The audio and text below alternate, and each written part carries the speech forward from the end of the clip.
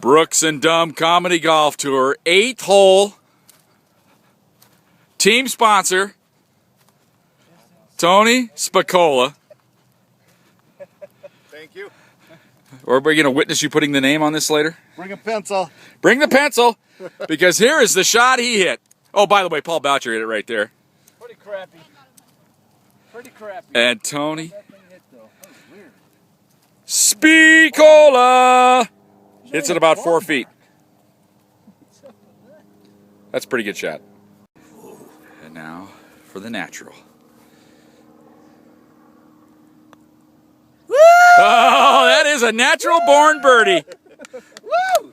Yes. Here, Well done, Spicola. give a little high five to the camera there, Tony. There we go. And cut.